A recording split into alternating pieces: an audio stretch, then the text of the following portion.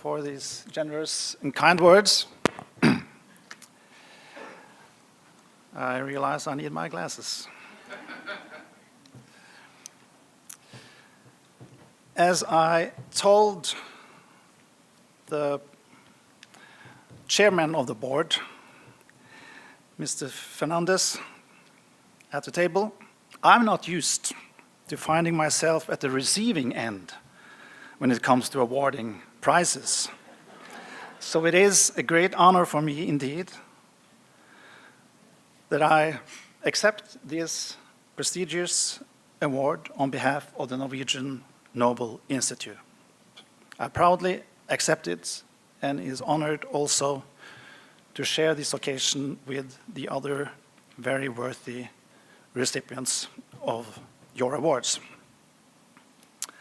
By the way, Noel, I'm not sure how it is with the Foreign Policy Association Awards, but as far as the Nobel Prize is concerned, it rarely ever happens that someone declines the awards.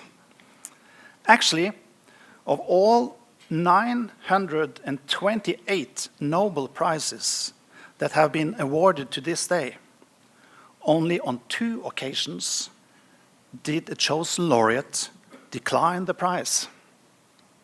Don't waste your time trying to remember or figure out who they were, because I will return to that question in a few minutes.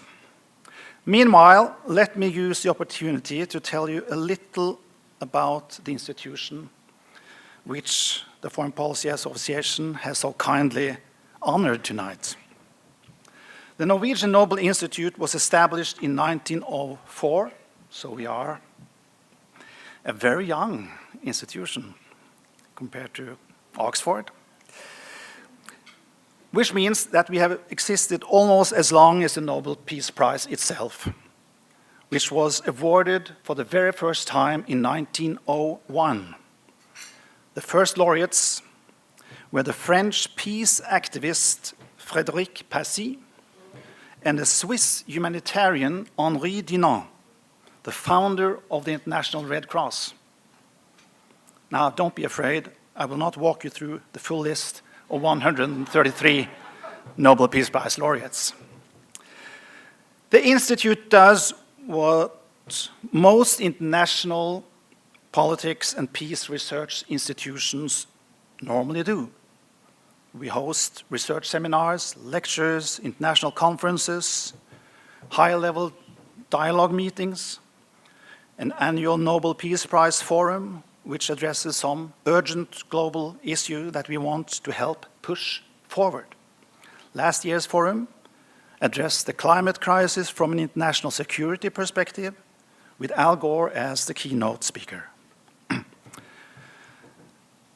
Now, what makes the Norwegian Nobel Institute different from most, or probably any other institutions working on peace and security issues, is of course that in addition to these tasks just mentioned, we also serve as the secretariat of the Norwegian Nobel Committee, the 5-member body appointed by the Norwegian Parliament and charged with a single task, the mission impossible of selecting the winners of the Nobel Peace Prize, a person who shall have done the best or most work to the benefit of mankind. Not easy to find, I can tell you. Thus, part of my job is to prepare and take part in the committee meetings, serve as their trusted advisor, and most important, lead the investigation of the candidates. There are now somewhere between 300 and 400 different candidates a year. Some less serious contenders for the prize than others. No, I don't have any particular candidates in mind here. But in average, some 5 to 10% of these total numbers of candidates will be subject to closer scrutiny by a group of Norwegian and international experts, including myself and the Institute's research director.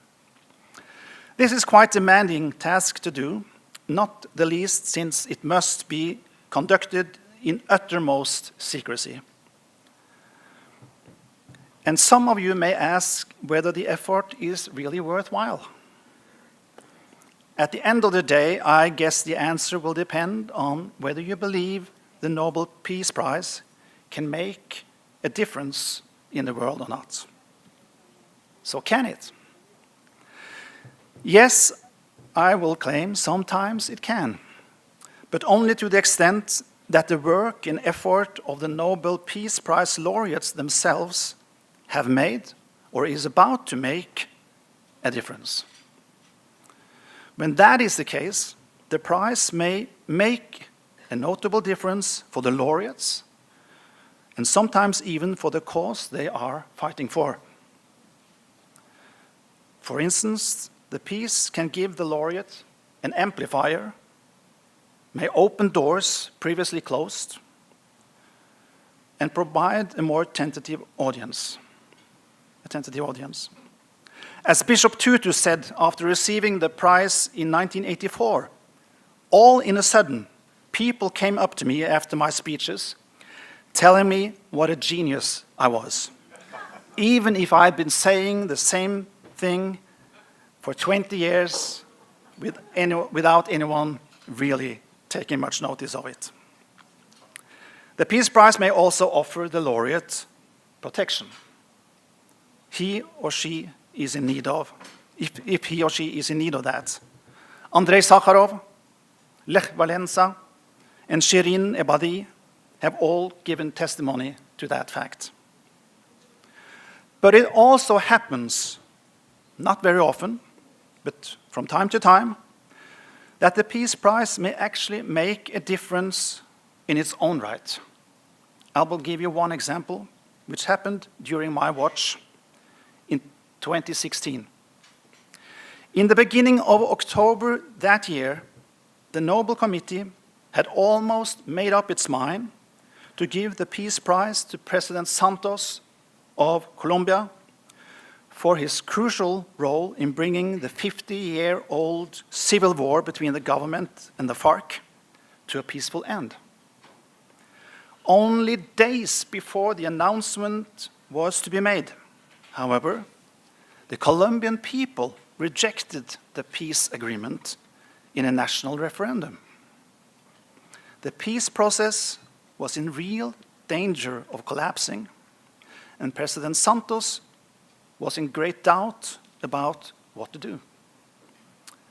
In Oslo, the Nobel Committee faced the difficult question of whether it could really award the prize to a president for a peace agreement which his people had turned down in a democratic vote. It decided it was even more important to do so. I had the great pleasure of calling President Santos in his presidential palace at 5 o'clock in the morning, his time, and breaking the news for him. It was a remarkable conversation, which I will never forget. He said to me then, and he has repeated it many times since, the Nobel Peace Prize came as a gift from heaven at exactly the right time. From what Santos himself had said about it later, the award gave him strength and inspiration not to give up, but to find a way to solve the temporary setback and bring the peace process to a happy conclusion for himself and his country. Before I finish, let me come back to the two laureates who have declined the Nobel Prize. One of them was the foreign minister of North Vietnam, Le Duc Tho, who was awarded the Nobel Peace Prize for 1973 together with Henry Kissinger. Some of you will remember that the New York Times suggested on that occasion that the prize should be renamed to the Nobel War Prize. And Tom Lehrer said that with this award, political satire has become obsolete. It was impossible to beat that joke. Who was the other one? Not a Peace Prize laureate. It was the French author and philosopher Jean-Paul Sartre, a man of high principles. He declined the Nobel Peace Prize in Literature on the grounds that he did not believe in competition in art or in rating of authors and their work. Well, the Swedish Academy, which hands out the Literature Prize, was so embarrassed, of course, but had no other choice but to accept his position and decision. Then, a few years later, a small letter arrived in Stockholm, signed by guess who? Oh yes, Jean-Paul Sartre. In the handwritten letter, he raised the following forthright request. Dear Swedish Academy, I know I declined the honor that comes with the prize, but could I still have the prize money? On that rather cynical note, I better stop before I become tempted to share other Nobel Prize stories with you and spoil your evening.